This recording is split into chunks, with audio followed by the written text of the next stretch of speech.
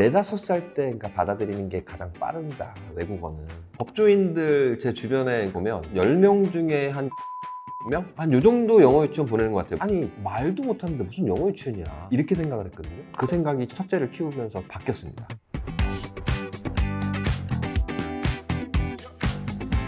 변호사님 안녕하세요. 안녕하십니까. 오늘 핫한 주제 가져왔습니다. 핫한 변호사님. 주제요? 오늘 영어 유치원 보내야 하는 이유. 영어 유치원 보내야 하는 이유. 혹시 변호사님 주변에 영어 유치원 보내시는 분들이 어느 정도 될까요, 비율이? 제 주변이니까 일반화 시키면 안 됩니다. 통계조사는 아니에요. 법조인들 제 주변에 보면 판사, 검사, 변호사 그냥 다 같이 말씀을 드리면 10명 중에 한 6명, 7명? 한 요 정도 영어 유치원 보내는 것 같아요. 만약에 영어 유치원을 안 보낸다고 하더라도 영어 과외를 따로 하거나 아니면 원어민 선생님 붙여가지고 뭘 하거나 뭐 이런 식으로 하는 경우도 꽤 많고요.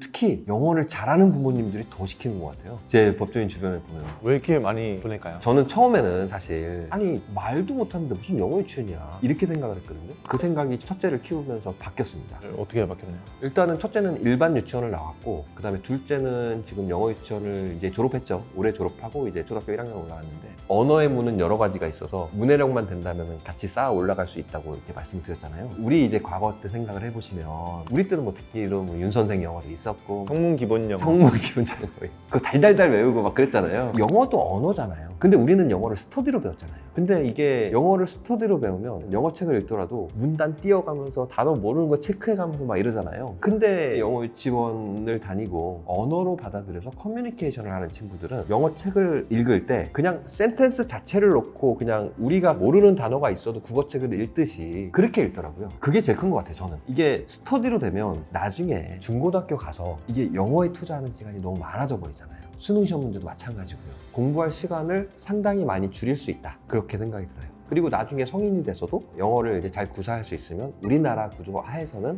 유리한 부분도 많다고 생각이 들고요. 둘째 아들을 보내보셨는데 얼마만큼 줬나요, 영어 유치원이? 영어 유치원이 많이 도움되는 것 같아요, 저는. 어렸을 때부터 그냥 듣고 익히고 막 하니까 그냥 자연스럽게 받아들이더라고요. 일단은 기본적으로 어린 아이들의 영어 공부는 영어책 읽는 게 가장 크다고 생각을 하거든요. 그거는 영어 관련한 이제 전문가분들도 영어책을 이제 많이 읽어라 이렇게 말씀을 하시잖아요. 근데 영어책을 읽을 때 점점 처음에 읽는 거, 그 다음에 읽는 거, 단계별로 책에 그러니까 문장도 많아지고 두께도 두꺼워지고 하는데 그 책 읽는 거에 대한 그러니까 부담이 없어요. 그리고 예를 들어서 어떤 뭐 TV를 본다고 했을 때 영어로 막 나왔을 때 저는 이게 무슨 뜻이지 하고 있는데 자기네들끼리 깔깔거리고 웃고 막 이러더라고요. 그러면서 자기네들끼리 막 영어로 대화하고 이러더라고요. 무시 많이 해요, 애들이. 아빠 영어 못한다고, 발음 이상하다고. 애들이 사법고시가 얼마나 대단한 걸 줄 알아야 되는데 매번 주장하죠. 애들한테만 자랑하죠, 제가. 그 영어 유치원 가면은 영어책을 읽는다고 하는데 누가 읽어주는 건가요? 아니면 어떻게 본인이 읽나요? 어떤 과정이 자연스럽게 그냥 영어로 여러 가지 활동을 하고요. 일단은 기본적으로 영어로 다 소통을 하거든요. 사실 제가 만약에 그 자리면 저는 못 알아들을 것 같거든요. 그러니까 이거는 언어로 받아들이니까 그게 가능한 것 같아요. 그냥 그건 똑같아요. 한글 익히고 떼고 하는 거랑 비슷한 것 같아요. 자연스러운 과정.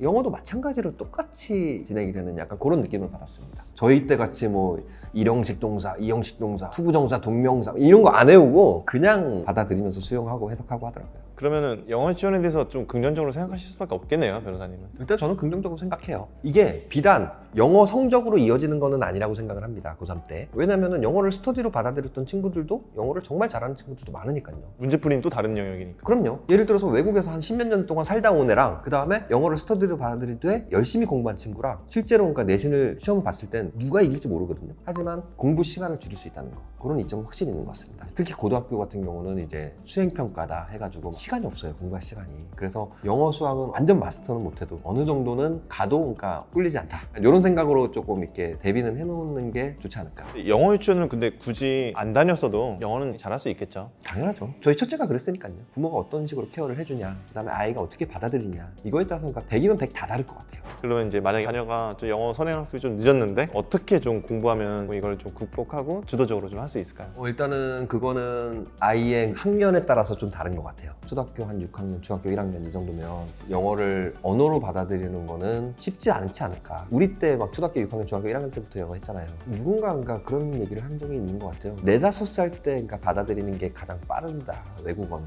그러면은 이제 그게 언어로 될 가능성이 매우 높은 것 같다. 그래서 그 시기에 맞춰가지고 그러니까 유학을 가시는 분들도 계셨어요, 저 고등학교 대학교 때. 근데 이제 그런 면에서 아무래도 어릴 때부터 하는 게 좋긴 하겠지만 그 시기를 놓쳤거나 아니면은 그 시기에 아이가 흥미가 없어서 있어서 그랬다고 하더라도 제 생각에는 어느 정도 노출을 많이 시켜주고 그 다음에 이제 영어책 읽기를 좀 열심히 하다 보면 어느 순간 언어로 되지 않을까 하는 생각이 들어요. 그리고 또 주변에 그런 친구가 한 명 있었어요. 다른 로펌에 있는 제 지인이 저보다 이제 기수 높은 변호사님이신데 그분 아들의 경우에는 아예 그냥 7세, 8세까지는 영어를 거의 많이 노출을 안 했어요. 안 했음에도 불구하고 지금 엄청 잘하더라고요.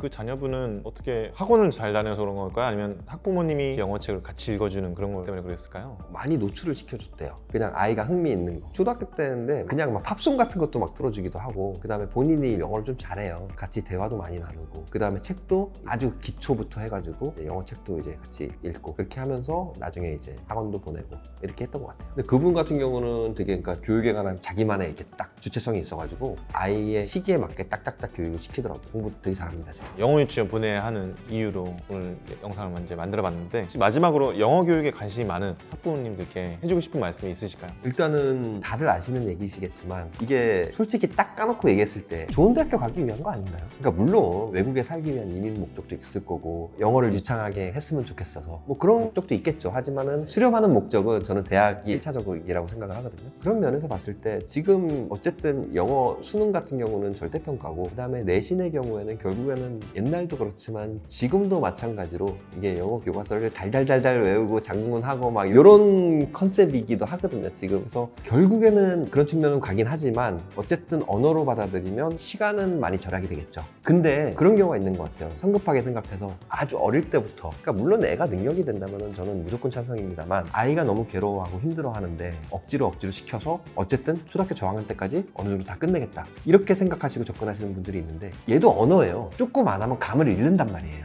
그렇기 때문에 첫 번째는 감을 잃지 않도록 계속적인 노출이 필요하지 않을까. 그리고 내신이나 수능이 결국에는 목적이라고 한다면 어렸을 때 너무 무리해서 시키지 않아도 언어 받아들일 수 있고 이거는 또 공부 영역이랑은 또 다른 거니까 그냥 적당히 잘하는 선에서 고등학교 가서 엉덩이 힘이 무거워진 아이라면 충분히 영어는 이제 크게 부담을 안 가질 수도 있는 그런 상황이 될 수도 있으니 어렸을 때 너무 무리하게 시키는 거는 권하지 않는 것 같고요. 어쨌든 이 지금 동영상 자체는 제 개인적인 생각일 뿐이니까 일반화 시킬 수도 없는 것 같아요. 그러니까 100이면 100 다 다르거든요 아이들이. 그래서 거기에 맞춰서 누가 잘한다고 해서 그거 막 따라 하다가 막 진짜 안 되는 경우도 너무 많이 봤고 하기 때문에 제일 어렵고도 중요한 게 아이 성향에 맞춰서 어떻게 계획을 세울까 그게 제일 중요한 것 같아요. 교육에 관해서 흥미가 있어서 이렇게 또 촬영을 하게 됐는데 공부 방법이나 이런 거는 뭐 나중에 또 말씀드리는 걸로 하고 여기서 이제 그만 마치도록 하겠습니다. 감사합니다.